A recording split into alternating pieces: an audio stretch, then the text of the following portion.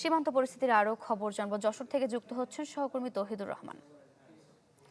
তৌহিদ, চাঁপাইনবাবগঞ্জের কথা বলছিলাম, যশোর সীমান্তে নতুন করে পুষিনের চেষ্টা করা হয়েছে কিনা, বিজিবি কি বলছে, জানাবেন সেখানকার অবস্থা।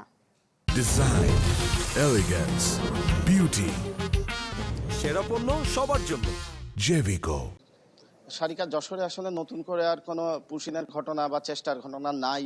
আপনি জানেন যে গত 1 জুন যশোরের যে শার্শা সীমান্ত, রঘুনাথপুর এবং সাদিপুর সীমান্ত দিয়ে একদল বাংলা ভাষাভাষীকে জোরপূর্বক এই পাশে ঠেলে পাঠানোর চেষ্টা করে বিএসএফ। রাতভর তাদের চেষ্টা ব্যর্থ হওয়ার পরে সেই বাংলা ভাষাভাষী একদল লোককে, তারা নারী পুরুষ এবং তাদের মধ্যে শিশুও ছিল, শূন্য রেখায় তাদেরকে বসিয়ে রাখা হয়। টানা 3 দিন মানবেতর জীবনযাপনের পর সেই বাংলা ভাষাভাষী ভারত ফেরত নিতে বাধ্য হয়েছে বিএসএফ এর চেষ্টায়। এবং বিএসএফ এর ভূমিকা যথেষ্ট ভালো ছিল বলে স্থানীয় মানুষগুলো বলছে। তারা বিজিবির চেষ্টা যথেষ্ট ভালো ছিল এবং স্থানীয় মানুষের সহযোগিতাও তারা পেয়েছে বলে বিজিবির পক্ষ থেকে বলা হয়েছে।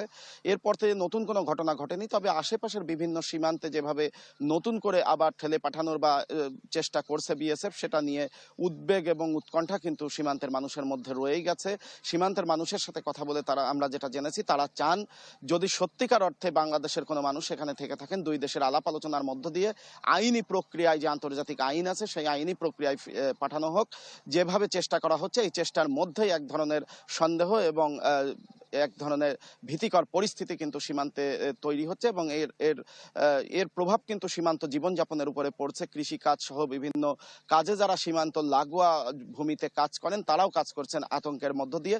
যদিও বিজিবির পক্ষ থেকে বলা হচ্ছে তারা সজাগ রয়েছেন এবং সর্বদা তারা খোঁজ খবর রাখছেন যেন কোনো অঘটন না ঘটে, এবং তারা বলছেন যে কোনো মূল্যে বিএসএফ বা ভারতের এই জাতীয় অনৈতিক চেষ্টা তারা প্রতিহত করতে প্রস্তুত রয়েছেন। কোনোভাবেই তারা বিএসএফ এর এই জাতীয় অনৈতিক চেষ্টাকে সফল হতে দিবেন না। সারিকা। তৌহিদ, ধন্যবাদ আপনাকে।